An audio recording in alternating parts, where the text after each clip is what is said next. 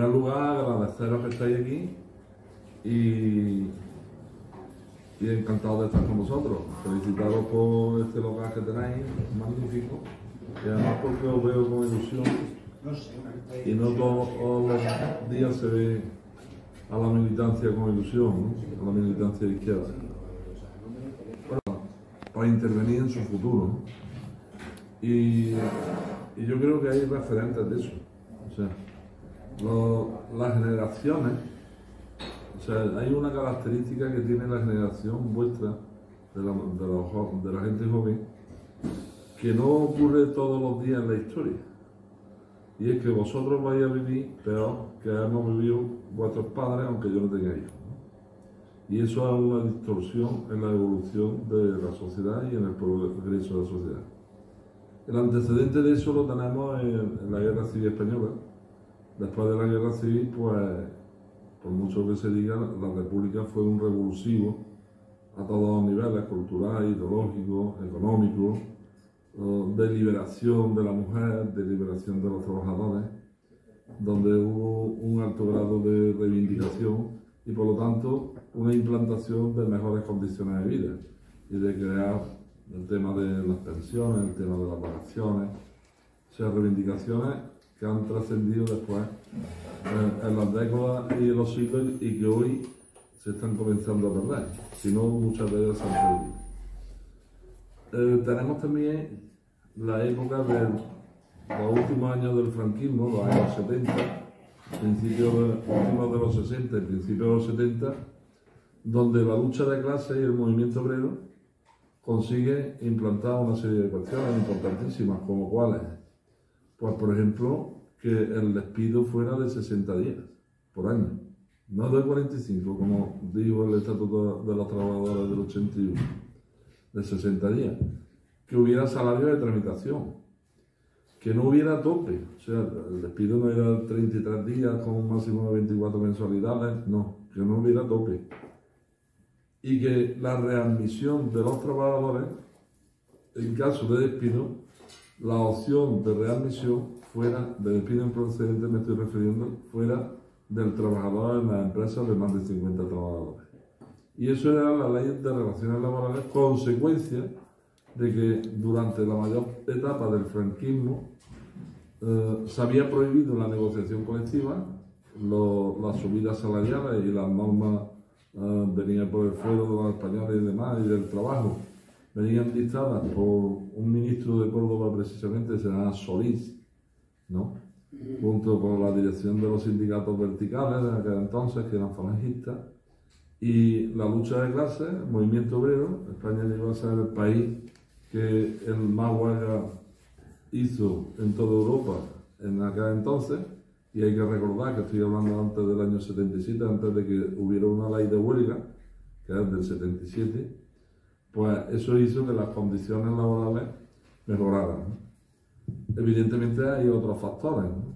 Otros factores es que había una Unión Soviética que de alguna manera reflejaba un estado después de lo que aquí llamamos del bienestar, en definitiva que todo el mundo tenía trabajo, que todo el mundo tenía derecho a una sanidad pública, a una enseñanza pública, a una vivienda pública, y que la gente vivía, y entonces eso era un referente, y ahí tiene que intervenir la socialdemocracia para adulterar el capitalismo y hacer el desarrollo del capitalismo, o sea, hacer el estado del bienestar que llamamos hoy, y al que nos agarramos, que no tiene nada que ver con el comunismo ni con el socialismo, sino que es adulterar el capitalismo para que el capital siga ganando y los trabajadores pues tengamos unas condiciones pues que podamos sobrevivir, cosas que, como digo, en muchas cuestiones se está perdiendo. ¿Qué papel tienen las generaciones? O sea, las generaciones pues, en concreto la nuestra, como generación, o sea, como clase, pues somos los responsables de que la siguiente generación no tenga las condiciones que hemos tenido nosotros, o sea, no tenga una seguridad social, o sea, que cubra la jubilación, porque o sea, la jubilación primero la llevan a los 67 años y después ahora ya el día 22 o 28 de enero aprobaron, junto al decreto ómnibus ese que echaron para atrás, aprobaron, que eso lo votó todo el Parlamento, menos Podemos creo, que la jubilación se pueda llevar hasta los 72 años, después hablaré de eso. En fin, ¿qué más? Hemos perdido los salarios en tramitación, se ha rebajado el salario, o sea, la indemnización a 33 días con un máximo de 24 meses, el despido objetivo y preventivo sin justificar siquiera, sino el empresario preveía que va a pérdida ese año, a pérdida a no ganar, ya se le facilita que el despido sea, objetivo, que los expedientes de regulación de empleo ni siquiera sean la administración que lo aprueba, sino que lo aprueba la propia empresa, que los periodos de negociación sean inaplazables de 15 días. O sea, eso es toda la reforma que hace, contrarreforma, mejor dicho, que hace el gobierno de Rajoy. Y claro, el tema de la flexibilidad horaria, o sea, del artículo 34.2 del Estatuto de los Trabajadores, donde las empresas disponen al libre albedrío, como el otro que dice, del 10% de la jornada, es decir, que si está en 1.760 horas, pues tiene para hacer 170 horas, 176 horas al año de forma irregular, es decir, haciendo horas extraordinarias, poniendo aquí, quitando allí.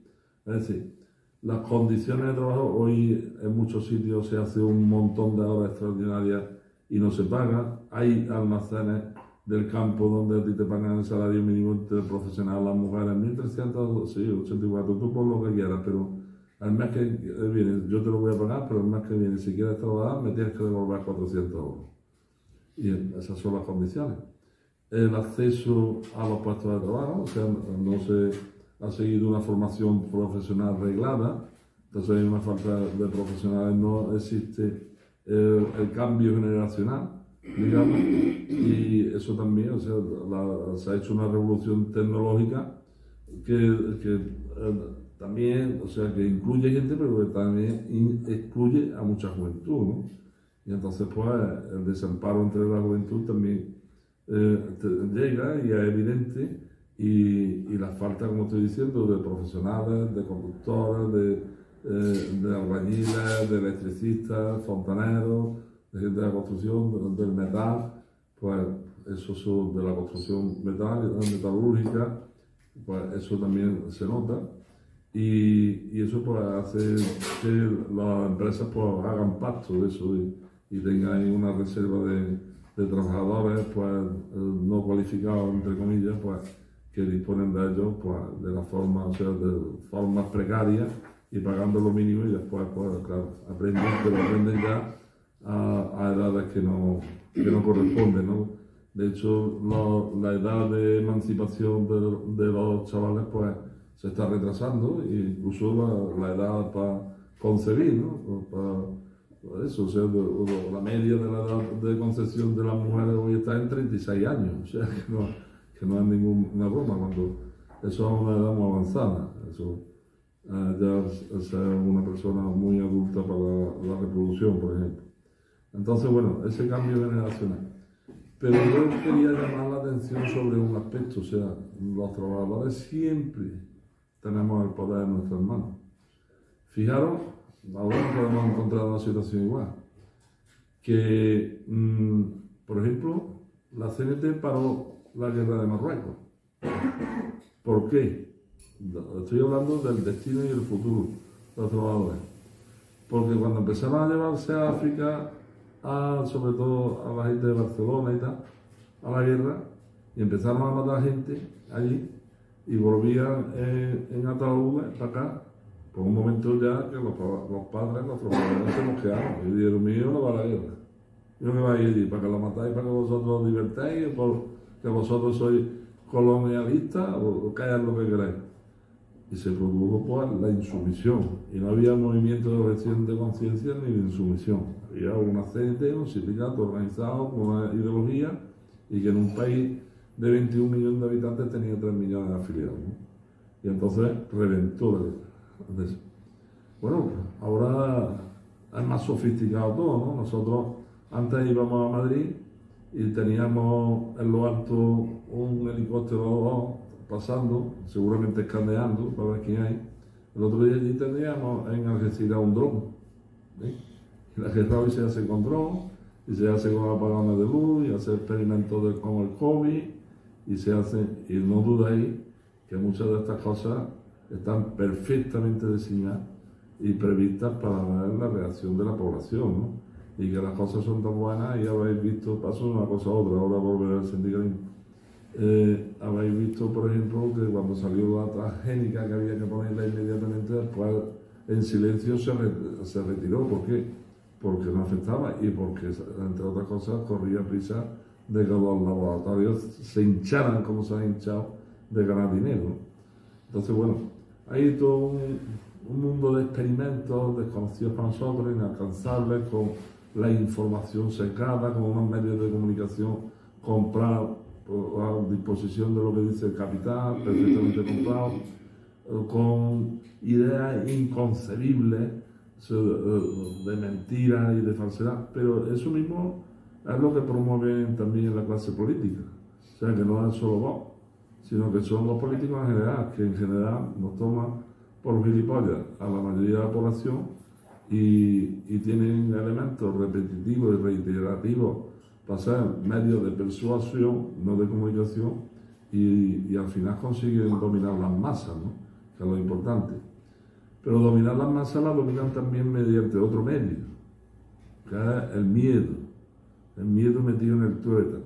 O sea, eso de que cuando tú eras chico ponías la radio y si de casualidad salía la Pirenaica y te decía, no niño, no, eso no, la Pirenaica no. Bueno, no decía, no oiga la radio, no se puede ir la radio. Ese miedo endémico lo tenemos metido en el tuétano. Y nosotros se lo trasladamos a nuestros hijos. ¿Por qué? Porque vaya a hacer algo, ten cuidado, ahora que estás colocado, aguanta si tienes que aguantar, yo no sé qué. Y claro, se crea la cultura del miedo, también existe, como dice mi madre, mucho miedo y poca vergüenza, ¿no? Pero la verdad es esa, o sea, y eso es lo que ahora se está haciendo. Cuando viene la ley de la Suiza y condena a 5 mujeres y un hombre por hacer manifestaciones en frente de una pastelería, y los condena a 3 años de cárcel, y tenemos un tribunal supremo que ratifica los 3 años de cárcel y están pendientes de entrar en la cárcel. Cuando unos compañeros hacen una huelga de ATA, o sea, de Algeciras, Cerinó, y se tiran 137 días en huelga, eso el régimen no lo quiere ni muerto. Y digo régimen, ¿por qué? Porque imaginaros la importancia que tiene esa huelga y la solidaridad que levanta en un pueblo esa huelga. 137 días sin ingresar un duro, o sea, los frigoríficos se acaban, la comida se acaba, la lavadora se rompe, el otro, y eso se mantiene porque hay solidaridad y porque las casas también lo permiten. O sea, que no haya una huelga de trabajadores, sino que la unidad familiar y todo eso lo arropa. Claro, eso no lo pueden permitir, entonces le piden 28 millones de euros de indemnización y declarar la huelga ilegal. Porque tenemos una ley de huelga, que son ilegales aquellas huelgas que son por solidaridad, o sea, porque por ejemplo, si despiden a un compañero no pueden hacer huelga porque hay huelga solidaria y está prohibida, o por política. Es decir, que tampoco podemos hacer huelga por Palestina, por ejemplo, que estamos planteando desde la Federación Sindical Mundial, los compañeros valencianos, que se convoque una jornada de huelga a nivel mundial, alicantinos. Bueno, la Comunidad Autónoma de Valencia, ellos son de Alicante, sí. Y no se pueden plantear una huelga porque salga el emérito y el hijo del emérito de aquí, y no se puede, o sea, entonces una huelga general tiene que ser política necesariamente. Bueno, pues si la convocamos algún día nosotros, seguramente será ilegal, porque para eso está Comisión OET, para no convocarlas, ¿no?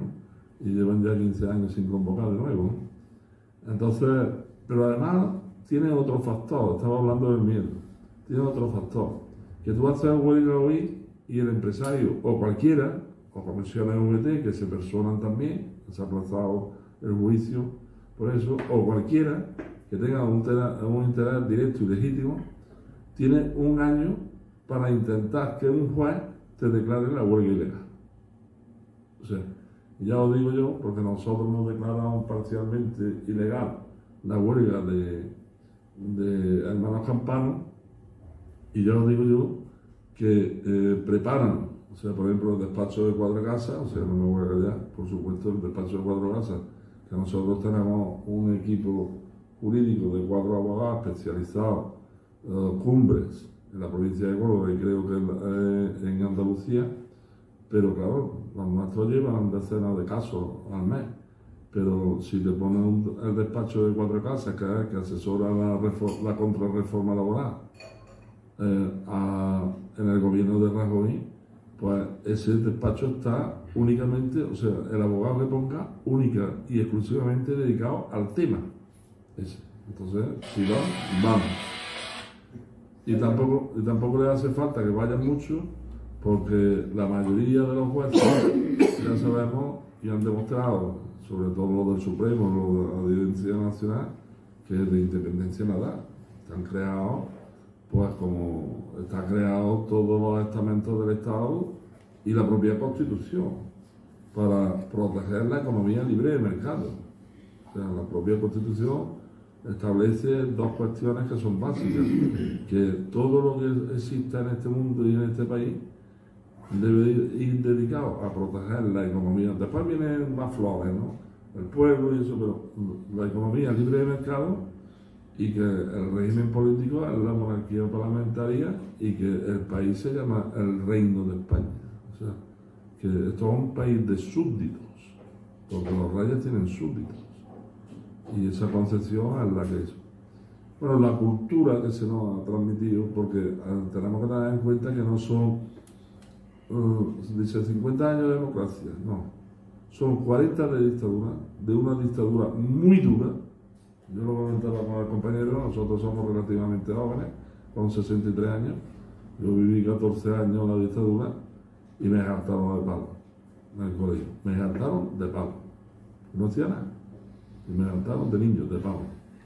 Y después, cuando salía a la laboral con 14, pues intentaba hablar, discutir, tal y igual.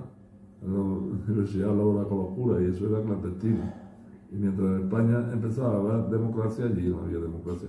Pero lo mismo ocurre hoy, dentro de la empresa, en el seno de la empresa. O sea, ¿qué democracia es democracia? Aquí está llamando los empresarios a comisiones y VD. Los está llamando, está formando sus candidaturas y a nosotros nos pasa todos los días. Y usted, que aquí, o sea, que sale a hacer tu candidatura y por la mañana y por la noche, o sea, por la noche y por la mañana dice el empresario, oye usted, que aquí no se va a presentar nadie nada más que por VD. Y el que se presente por otro sindicato va a la calle.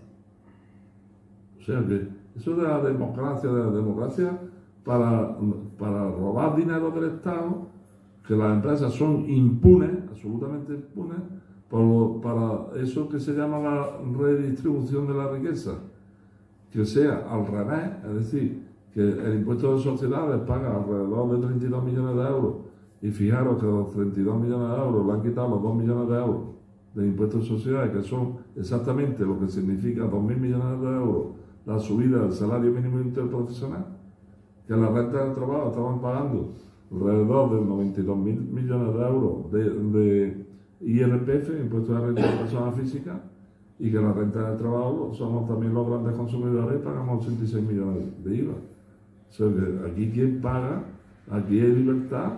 La Junta de Andalucía, por ejemplo, tiene 3.500 millones de euros para subvenciones de empresas y para cursos que obligan a los trabajadores a firmar por la cara y a ellos poner la mano a cientos.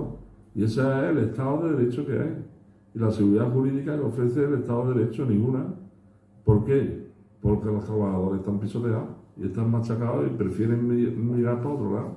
Porque el trabajador que se levanta tiene su hijo o la trabajadora, su hijo, su hipoteca, el jefe que le manda a hacer lo que eso y que tiene total impunidad para hacer lo que le dé la gana.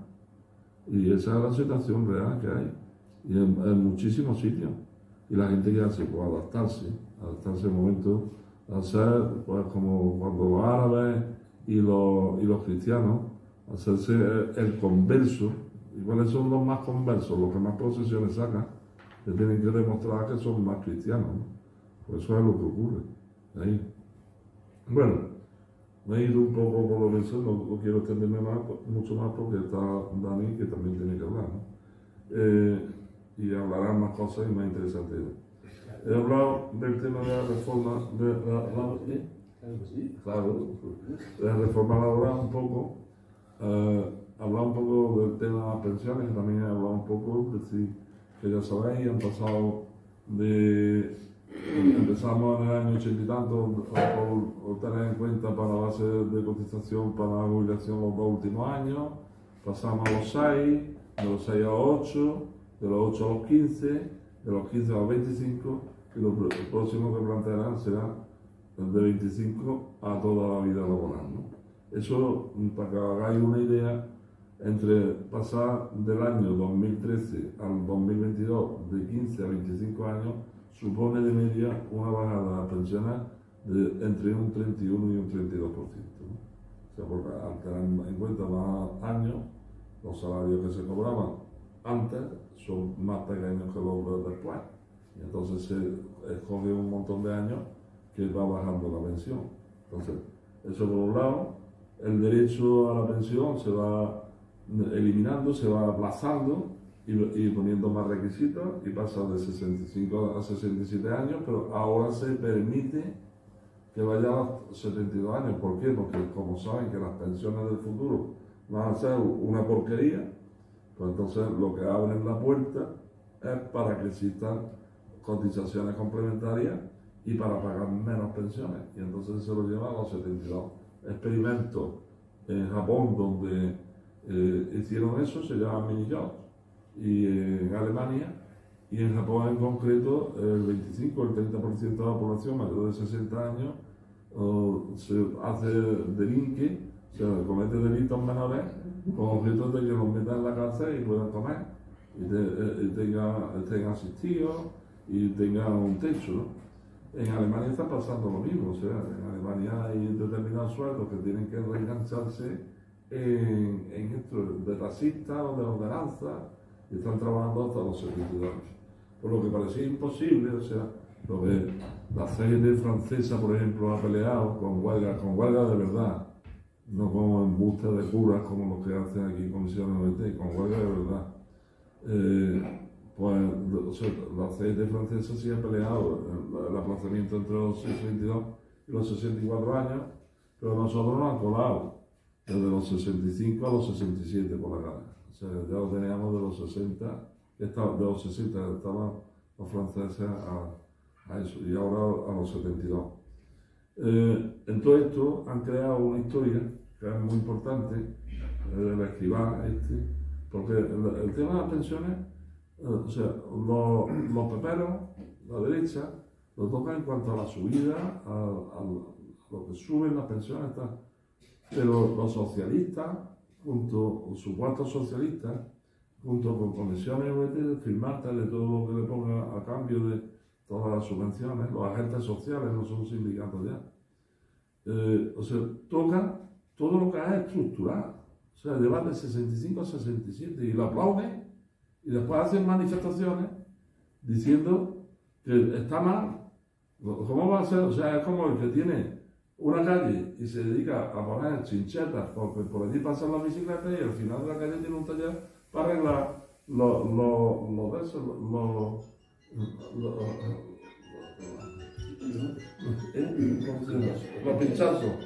pinchazos a la rueda.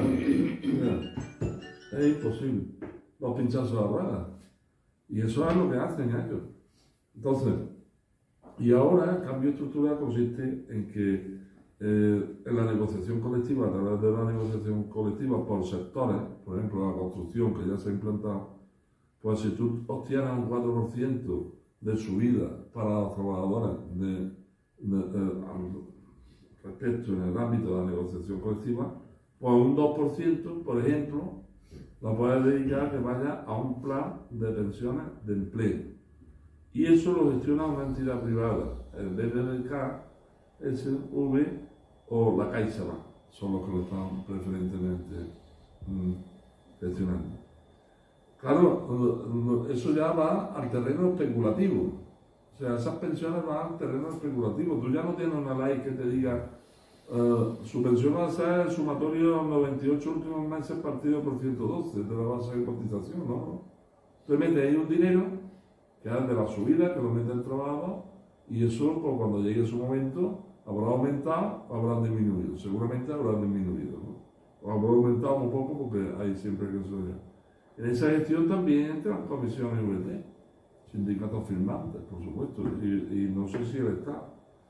Pero fijaros lo que está ocurriendo, que yo estoy quitando de mi base de cotización a la seguridad social, o sea, de lo que me va a servir para mi pensión estatal, para mi pensión, para mi incapacidad temporal, para mi incapacidad permanente, me estoy quitando un 2%. Estoy comenzando a descapitalizar la caja única de las pensiones, a privatizar, a crear un sistema que probablemente en 15 años se haya volcado con la deriva que significa la subida, unos 300.000 millones de euros hacia el otro lado, hacia la banca. O sea, a dejar sin fondos. Pero es que, ¿para quién tiene ventaja esto? Todo para el empresario, que el empresario de ese 2% deja de pagar el 34% de seguridad social. Ese no lo paga, porque esa subida está desviada. Pero es que además el Estado, Escrivá, que es muy bueno, socialista, no sé si es de aquí de Albacete, pues resulta que no, o sea, no paga eso, pero bonifica con el impuesto de sociedades hasta el 10%. O sea, las empresas que lo apliquen, que van por sectores que empezaron con la construcción y ya lo están llevando a cabo, y ahora van a poner metal, y después, cuando salga la ley del presupuesto, cuando no haya, saldrá la función pública, y después saldrá la hostelería, y después saldrá la otra, pues irán cayendo poco a poco. La experiencia de esto hay, en Inglaterra, en el País Vasco, en todos esos sitios ha sido rescatado, ha tenido que ser rescatado por el Estado, ¿no? Pero lo que sí están destruyendo eso, como están destruyendo la sanidad.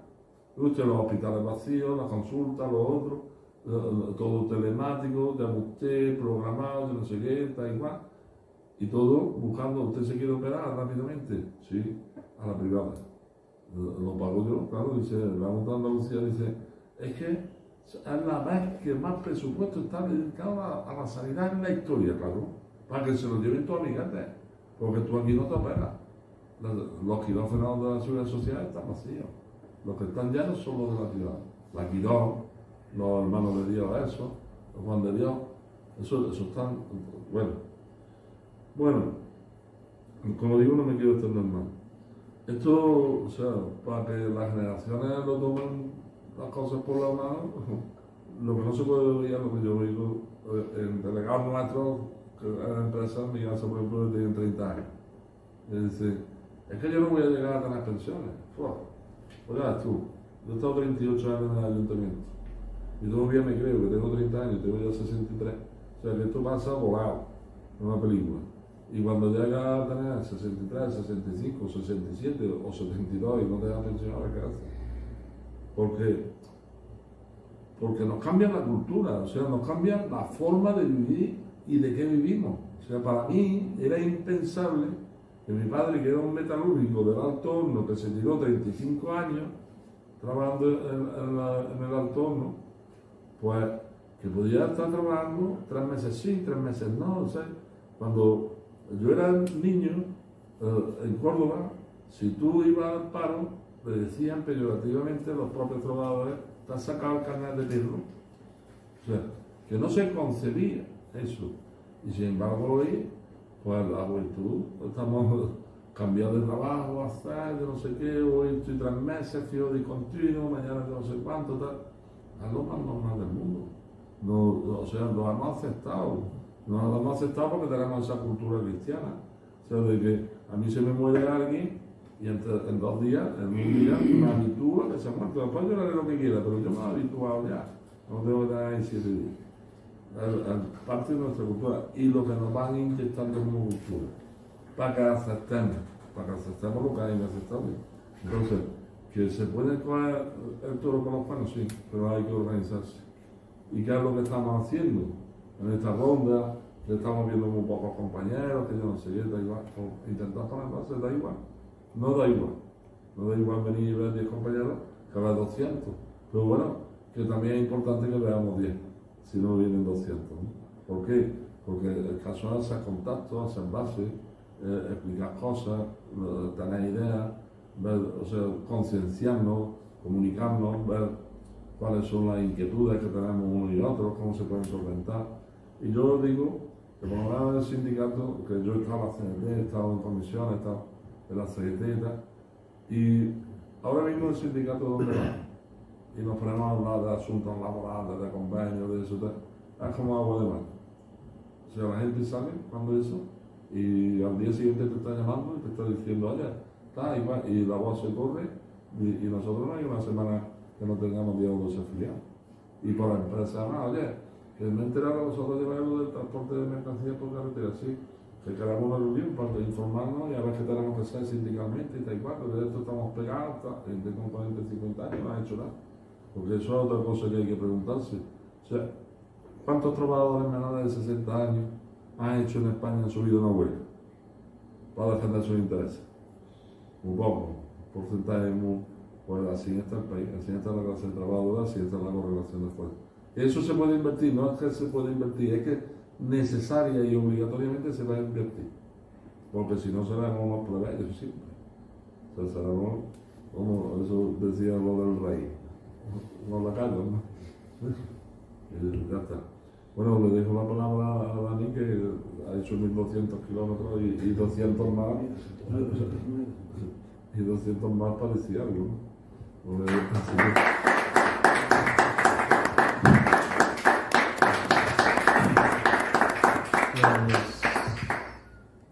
Pues muchas gracias.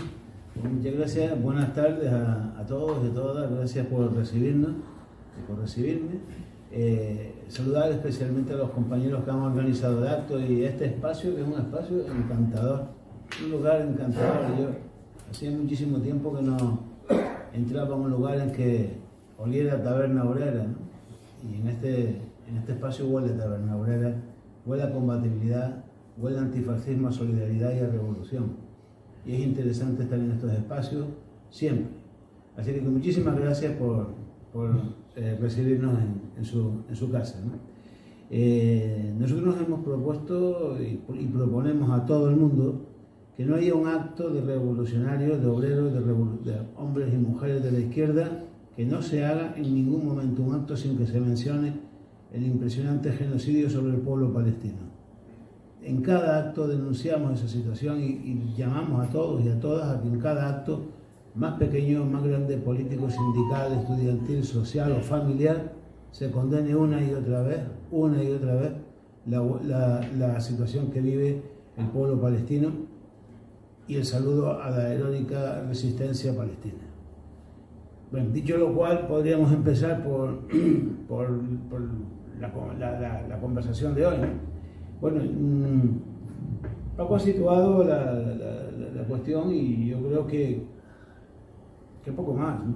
Que poco más. Tal vez algunos matices o aquí y allá, algún fleco, alguna ampliación, pero básicamente es lo que comenta Paco Moro, ¿no? O sea, la situación se va deteriorando, estamos perdiendo derechos a pasos agigantados en las condiciones laborales, las condiciones de trabajo, las condiciones sindicales, las condiciones económicas y en todas las que se puedan imaginar. Pero esto no es una terapia de grupo. Esto no tiene por qué ser ni muchísimo menos una depresión ni hostias de esas. Vamos a ver, esto ha pasado 400.000 veces, no estamos en ninguna cosa nueva. Por lo tanto, en algunos lugares a veces he escuchado intervenciones de compañeros, camaradas, queridos y respetados, que tienen la tensión baja. Yo creo que tienen un problema de tensión. ¿Pero qué coño es lo que pasa? ¿Que el capitalismo nos oprime? Hostia, hemos descubierto el Mediterráneo. ¿Que el patrón nos echa? Es su misión. ¿Que los traidores traicionan? Pues están para eso. El asunto estaría en pensar posiblemente lleguemos ahora o dentro de un rato, en que estamos dispuestos a hacer nosotros, no lo que hacen ellos. Realmente está ocurriendo algo que, insisto, ya lo habrán visto cualquier persona que haya interesado un poco por la historia, incluso la historia más reciente, del siglo XIX, siglo XX, todo lo que ha ocurrido, habrá visto que estas situaciones ocurren y se repiten una y otra vez. No quiero tirar mano, ¿no?, de aquella vieja frase de Marx, ¿no?, de cómo se repite la historia, ¿no? Bueno, se está repitiendo, indudablemente. En los últimos decenios el capitalismo está pasando una situación cada vez más grave de la famosa crisis cíclica de la que venimos hablando hace 50 años, las izquierdas revolucionarias, ¿no?, sean de quien sean. Pero es verdad, lo digo porque hace mucho tiempo que usamos esa frase, pero no por usarla mucho, y hace mucho tiempo la frase no es cierta. Claro que lo es. El capitalismo está en una especie de espiral en el que cada círculo concéntrico es más corto, cada vuelta es más corto y cada forma de remediar esa crisis es cada vez más difícil. Entonces, normalmente tiran del manual. ¿Cómo han resuelto históricamente el capitalismo las crisis cíclicas? A través de la guerra. No hay alternativa. ¿Vale? Y estamos en la cosa. Estamos delante de una situación. Bueno, antes de entrar en que efectivamente quiero terminar la frase, por lo menos, estamos en una situación de economía de guerra ya de facto, ¿no? En donde los gobiernos, siguiendo las directrices de los centros neurálgicos del capitalismo, han puesto en marcha toda la maquinaria para preparar escenarios de una profunda confrontación militar, ¿no? y grave, y muy grave. Todos sabemos al riesgo al que nos están acercando y lo que significaría una conflagración mundial en estos casos, en estos momentos, quiero decir, y al abismo nuclear al que nos podríamos estar asomando, ¿no? Quiero señalar que cuando un imperio se viene abajo, y el imperialismo yanqui en concreto, los gringos se están viniendo abajo, ahí podemos, si luego quieren, o ampliamos, pero está cayéndose a trocitos, y sin remedio además, cada vez decía que un imperio se viene abajo, se vuelve más violento y más virulento. Esto no es ninguna novedad. No es más duro, no es más salvaje en el momento de expansión del imperio. Lo suele ser históricamente cuando está en retroceso, cuando empieza a caer. Podemos hablar de cualquier imperio, desde el imperio romano hasta el imperialismo francés en nuestro continente, en África, y lo que supuso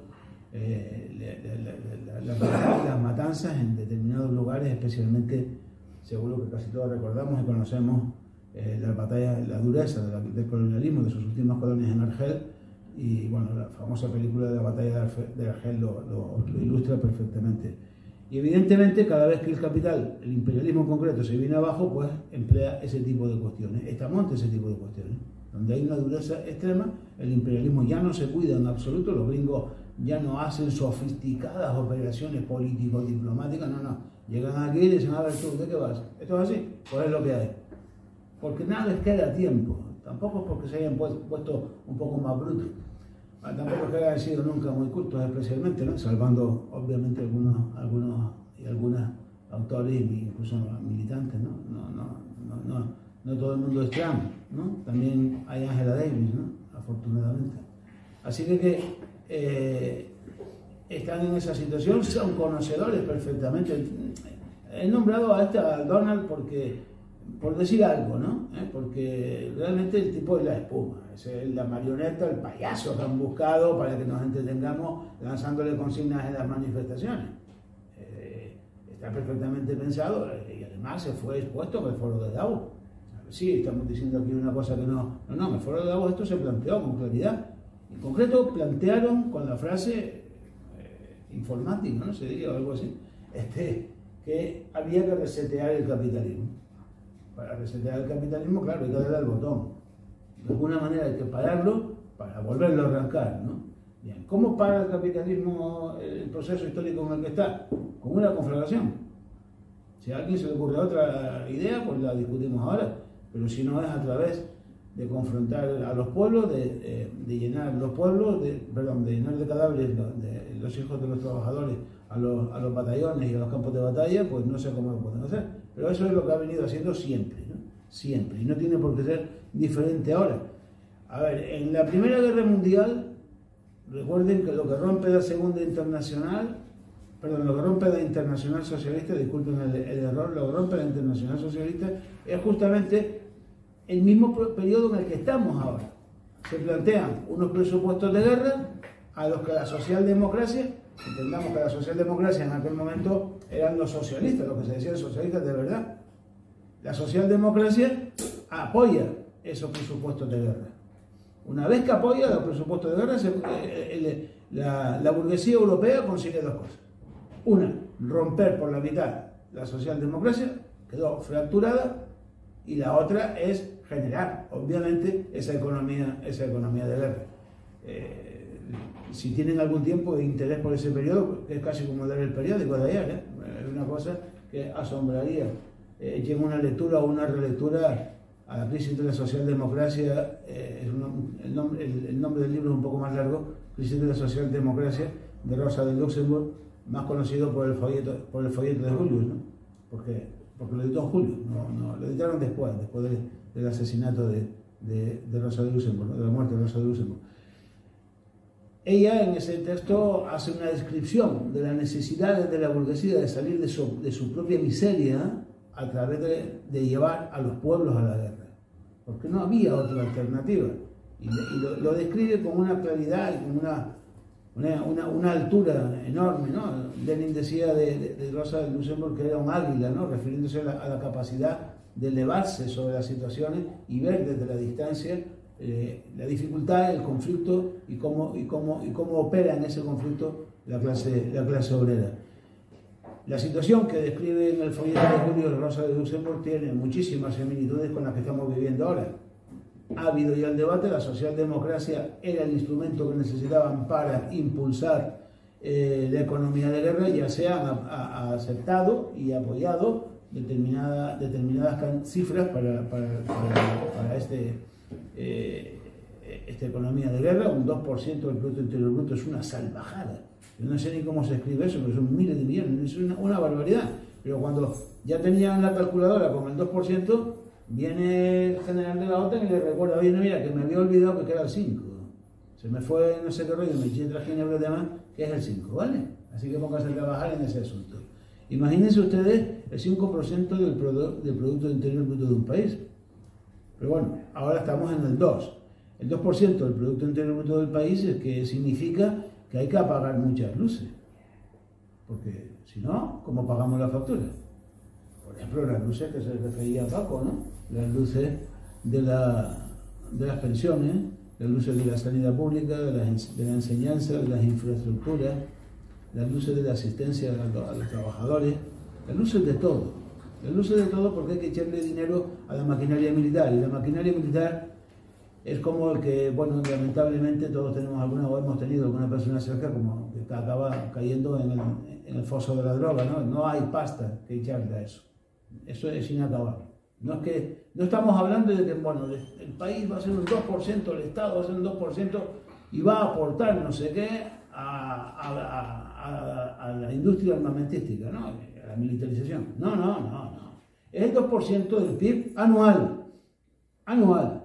Es decir, miles de millones de euros se irán a fabricar tanques y a fabricar armas. Como le dijo el mismo de los 5 millones, le recordó a Pedro Sánchez que esto no era para uniformes ni para subir los salarios a los militares, no, esto es para armas, ¿eh? Armas, fusiles, tanques, misiles. Luego tiene una componente todavía más pervertida, ¿no? O más perversa. Y es que la tecnología militar es que hoy en día ya no suelen celebrarse las guerras a bayoneta calada, ¿no? Como se hacía en la Primera Guerra Mundial, en el año 14, que hacía referencia ahora con el folleto de Julio de Rosa de Luxemburg, sino se hace con una altísima tecnología, altísima. Esto normalmente ocurre que cuando en esas ferias espantosas de militares que existen en casi todos los países, nos enseñan los drones de la última generación, el tío que está diciendo la última generación tiene que darse cuenta de que hay otra generación, ¿vale? Por lo tanto, la industria armamentística es muy inteligente. O sea, yo le vendo a Paco la última generación y a Daniel la siguiente generación, que preocupa a Paco. Entonces Paco me va a comprar la generación 3 de la generación 2 y yo la 4 de la 6. Y bueno, esto no se acaba nunca. Es un proceso en el que no se acabaría nunca, ¿no? Eso es lo que se llama la economía de guerra. No hacer un esfuerzo de guerra, sino la economía de guerra. Fíjense si tiene esto similitud con el año 14, con la Primera Guerra Mundial y la crítica en ese texto que les decía de Rosa de Luxemburg, que en aquel entonces la socialdemocracia pone en marcha los bonos de guerra. Y en este momento lo que se pone en marcha es, o sea, se puede afectar en la contabilidad del Estado a fondos especiales para la industria armamentística. Es decir, le damos un nombre un poco más largo, pero vienen siendo fondos de guerra, bonos de guerra, no vienen siendo bonos de guerra. Bien. Claro, eso queda en la deuda de los estados, entre los gobiernos. Queda en la deuda de los gobiernos. Pero algún día alguien vendrá con la factura, ¿no? Pues esto hay que pagarlo. Y solo hay una forma de pagar, haciendo que los trabajadores trabajen más y cobren menos. Para eso, otro departamento, que no es el departamento de la industria de guerra, que estén todos interrelacionados, se dedica a hacer papelitos de estos en los que rebaja las pensiones y, en definitiva, la charla que hablaba de la juventud y su proceso, no recuerdo muy bien el título, disculpen, la gente que veo así cerca está llamada a trabajar más para cobrar menos. Tendrá que trabajar muchísimos años. Es verdad que en el cálculo del señor Escrivá está el que nadie va a llegar a los 72 años trabajando. Nadie. Ahí donde está el ahorro. Dice, bueno, si al final no le pagan lo mismo. No. O sea, a los 72 años nadie llega a cobrar. ¿Vale? Vamos, el cuestión, los notarios, puede ser, no sé, algún tipo de profesión así, los jueces, aparte de rascar los huevos, no hacen otra cosa, pues bueno, más o menos estos sí pueden llegar. Los albañiles, los fresadores, los soldadores, los marineros, estos los camareras, las comareros, todos los compañeros, las personas que trabajan en un supermercado, no llegamos, y ellos lo saben, ahí es donde se produce el ahorro. Nadie llegará a los 72 años currando, ¿no? Ahí es donde ellos piensan rebajarlo. Miren, hay dos noticias. Bueno, una cosita, antes Paco hablaba de cómo se ha inventado un nuevo mecanismo, tiene, no sé si llega al año, el mecanismo de los planes nucleares. Sí, un año. Un año, bueno. Sí, vamos a ver, fondos de pensiones hace tiempo que viven entre nosotros, como los fantasmas, ¿no? Están por ahí. Hace años que viven entre nosotros, no es nada muy nuevo, ¿no? Pero el niño Escrivá genera un instrumento financiero que se llama planes públicos de pensiones privadas, ¿vale? Le pone planes públicos exactamente, no sé por qué, pero bueno. Pero ese plan público, que tiene una serie de connotaciones fiscales que ya hablaba antes el compañero Paco, además se le da a los agentes sociales, que son ahora los nuevos comerciales del sistema, para que lo metan en el maletín y lo vayan a imponer en los convenios colectivos. Cuidado con esto. No es lo mismo que ahí enfrente hay una oficina de Mafre y aquí hay una compañera o un compañero y dice, oye, vamos a hacer un seguro, tío, a ver si va a ser verdad que esto va mal, vamos a hacer o preguntar. No es lo mismo eso, siendo malo, que te den un convenio colectivo en el que dentro del convenio colectivo hay un instrumento financiero que tú no conoces, que no has intervenido en él, que no puedes decir ni una palabra, que te somete al criterio del instrumento financiero que tiene dentro del convenio colectivo, que se ha firmado el convenio y es de aplicación para ti. ¿Lo quieres o no lo quieres? ¿Lo quieres o no lo quieres? Les llamo a hacer el ejercicio de bajar un día, que pasen por una calle a un compañero de un andamio de la construcción y le pregunten cómo va el fondo financiero que ha firmado. Si él sigue por la mañana durante el desayuno el índice el FCT 100 o el IBEX 35 o el CAC 20 o el 1000 no sé si el hombre está interesado, porque ese fondo no se queda ahí, coño, el fondo es para jugarlo en la bolsa, en los índices. Entonces, y la bolsa, como por ejemplo la del Estado español, brevemente, el IBEX 35 es el más brillante. Cada país ha generado una especie de referencia bursátil, ¿no? O sea, a lo mejor hay 500, 800 o 1000 empresas que participan en la bolsa. De esas, hay una más selecta, ¿no? Digamos el club de los que tienen mayor facturación, mayor capacidad bursátil, mayor capacidad de intercambio en la bolsa. Eso se conoce como los índices bursátiles. En el Estado español ese índice se llama el IBEX 35. El 50% del IBEX 35 es propiedad de los fondos de inversión, en concreto de Vanguard, de Blackstone y de BlackRock, de estos tres. Hay otros, pero estos tres. Es decir, que alguien podría decir, bueno, pues que se lo queden. Bueno, que se lo queden, vamos a ver, ¿no? Porque los fondos de inversión son muy poco patriotas. Oye, yo conozco un capitalista patriota, pero bueno, estos lo son todavía menos, ¿no? O sea, estos entran y mañana salen y producen una crisis impresionante.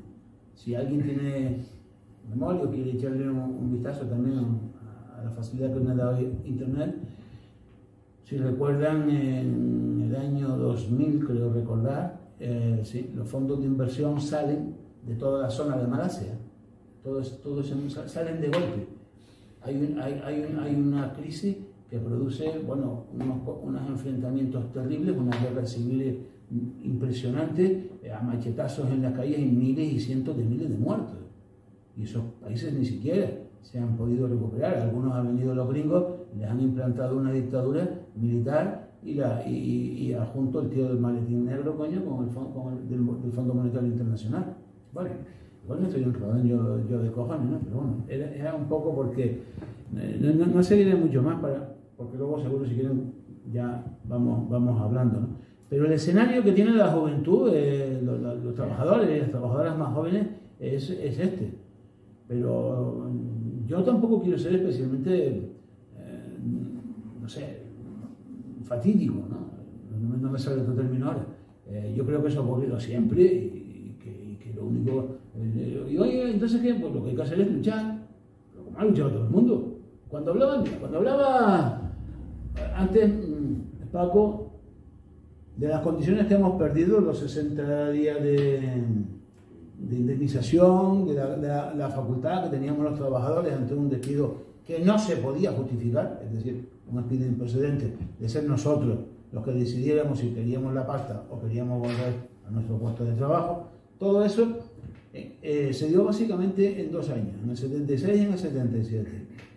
Estaba recordando que como anécdota que en el 76 y en el 77 la inmensa mayoría de los dirigentes sindicales estaban en la cárcel. A lo mejor fue por eso, por lo que la clase obrera lo consiguió, porque algunos de esos dirigentes que salieron rapidito para fabricar el Estatuto de los Trabajadores y vender a los obreros estaban en la cárcel. Pero fue exactamente así. Luchar y luchar siempre. No queda otro remedio. Yo creo que la clase obrera debe tener claro, coño, el que tenemos 2 opciones. O tumbar el capitalismo por las buenas o tumbar el capitalismo por las malas. La primera no existe. Como la primera no existe, como dice el compañero, esos creen en Dios, pues bueno, yo creo que pasaremos directamente a la segunda. Así que es la llamada que se hace, la necesidad imperiosa de tumbar el capital, porque nos va la vida, no solamente nos va la vida como clase obrera, sino nos va la vida como humanidad. El capitalismo, para salvar su propia estructura del capital, está dispuesta a todo, absolutamente a todo. No se va a negar a nada. Les da igual si se funden los polos, si tienen que acabar con toda Venezuela y América Latina, si tienen que invadir el Congo mañana por la tarde, les da absolutamente lo mismo. Porque se sienten muy débiles y son muy peligrosos cuando están débiles. Por ir terminando en este punto de la debilidad. Conocen perfectamente el nuevo fenómeno que apareció hace unos años, el conjunto de los BRICS. Los BRICS están avanzando de una forma muy importante. Hoy en día ya manejan, depende del dato y depende del autor donde lo busque, manejan entre el 35 y el 45% del comercio del mundo. Cuidado, del mundo. Hoy China tiene 174 países socios comerciales directos. Quiero decirles que en los mejores años de los Estados Unidos llegó a tener 72 países con relaciones exclusivas y directas, ¿no? China tiene 174 países, 174. Ha entrado en el continente de donde procedo, ha entrado con muchísima fuerza, con muchísima gana, con muchísimo ánimo. todo el Sahel se está liberando completamente. Los franceses han tenido que salir en calzoncillos corriendo por el desierto porque Ibrahim Traoré le dio horas para salir de ahí, el dirigente de Burkina Faso, tomando el ejemplo del camarada del Guevara de África, ¿no? Tomás Sankara, ¿no? Y le dio horas a correr, y Nigeria, y Mali, y Senegal, y Gabón, y desde Djibouti hasta el Senegal, África se levanta. Está partiendo por la mitad toda África la revolución. Y están muy preocupados, porque África, allí donde los niños se mueren de hambre, crece al 7%. Y la vieja Europa se arruina. La máquina europea, los talleres alemanes, están mirando para el cielo y le están saliendo esta telaraña. Están en una situación muy complicada y ellos lo ven venir. Algunos pensadores de la causa norteamericana, como fue en su momento Henry Kissinger, tienen escritas cosas muy interesantes sobre esto, ya hace años, no ahora, hace años, porque afortunadamente Kissinger murió. Yo tenía la duda de que yo iba a morir antes que Kissinger. Llevo peleando contra Kissinger del golpe de Estado de Salvador Allende, tío. Hostia, es que no se moría nunca el tío, y siempre era un viejo, y yo era joven, y entonces yo me miraba al espejo, iba envejeciendo y yo seguía estando ahí, y estaba, no sé, tenía un problema que casi acabó en algún centro psiquiátrico, ¿no? Y no, bueno, afortunadamente el tío ha muerto. Pero los ideólogos más interesantes, más importantes del sistema norteamericano vienen años diciendo. Hay dos publicaciones que también les llamo, se pueden conseguir en español, que es la que en donde escribe y la que se fija en la élite. No Donald Trump, no Donald Trump lo saca de la Spiderman y le da un infarto, ¿no? Le dan convulsiones, ¿entiendes? Pero bueno, el Foreign Policy y el otro se llama Policy Affair. Estas dos publicaciones son los manuales de cabecera del capitalismo. Les engañaría si cuál de los dos lo hace, ¿no? Pero uno de ellos tiene como si fuera un reloj, ¿no? Y en ese reloj lo van moviendo en función de cada cuestión que hablan y van viendo el tiempo que ellos calculan que le queda. Y la discusión entre los teóricos de la intelectualidad norteamericana no es si el capitalismo va a caer o no va a caer, sino cómo hacen para que caiga de una forma más o menos reservada y cuándo. Entonces, voy a ir terminando. El otro día lo decía también, no pasa nada por repetirlo, ¿no? Ellos no estuvieron. No. Cuando los rojos decimos eso, voy terminando, se pueden echar algo. Eso quiere decir que hasta qué hora, ¿entiendes? Pero bueno, lo que quería decir es que ese escenario está ahí. ¿En qué nos podemos ver? Yo supongo que el Altísimo nos llamará a su lado en breve, ¿no? Pero las nuevas generaciones de revolucionarios y revolucionarias se pueden encontrar con una situación rara, por lo menos. No es que no tenga solución, pero es rara. Y es que el capitalismo efectivamente caiga, pero la nueva sociedad aún no haya surgido. Y cuidado, porque Gramsci nos alertó sobre eso. Y nos dijo que en ese tiempo en que aún no ha nacido el nuevo mundo, pero tampoco ha muerto el anterior, es donde surgen los monstruos, creo que decía él, ¿no? Es decir, el fascismo. En el año 30-33, Gramsci nos decía eso, el fascismo está tocando la puerta, los gringos están cagados, el capital se viene abajo y los pueblos avanzan. No nos dejemos engañar con cantos de sirena. Las movilizaciones en América Latina, las fuerzas de las organizaciones sindicales, todo el debate político y teórico que se está dando en todos los lugares. En la India, como dice el compañero, en toda Asia Pacífico, el papel de Rusia. No es Rusia precisamente, pero hay un papel muy importante que está jugando. Todo lo que está ocurriendo en Namibia y en Sudáfrica, la Confederación de Estados Libres de África, lo que significa liberarse del Franco Cefa, que eso da para tres conversaciones distintas. Todo eso está ocurriendo, claro que está ocurriendo. En los pueblos del Estado español hay huelgas constantemente. Las grandes centrales, los agentes sociales pierden fuerza todos los días. Todos los santos días están siendo sacados a patadas de las fábricas y de los centros de trabajo. En los tajos la gente está hasta el culo. Y había un compañero que me decía, oye, ¿nos contarás lo de la huelga? Lo contaré si me lo preguntan. Si no, he venido a otra cosa y yo agradezco la pregunta. Camaradas, a luchar. no hay otra llamada. Bueno, ya vino este, sí, pero es que no hay otra cosa. ¿No? Si a alguien se le ocurre, también podemos plantearnos, camaradas, a rezar. Pero bueno, eso yo creo que ya sería una cuestión a luchar como luchan, y permíteme terminar como empecé, ¿no? Como luchan dando un ejemplo tremendo el pueblo palestino y su resistencia, ¿no? Miren, nosotros presentamos un documento, iba a intervenir en Canarias, en Gran Canaria, iba a ser la intervención una compañera de los sindicatos palestinos, que es miembro del FSM como nosotros también, Susa, a pesar de llamarse Susa es árabe, parece que por aquí al lado, pero se llama Susa, no sé por qué. Iba a hacer una conexión, ¿no? Pues justamente en la conexión en la que iba a hacer, no pudo participar porque su barrio fue bombardeado y su hermano cayó muerto. Era, en cualquier caso, un revolucionario, un camarada del Frente Popular de Liberación, cayó asesinado por las balas y las bombas de los sionistas. Así que, compañeros y compañeras, yo me quedo a disposición, nos quedamos, no sé, a disposición de cualquier pregunta o conversación que quieran abrir. Muchísimas gracias por escucharme y a luchar, camaradas, que esto les quedan 4 días. Salud.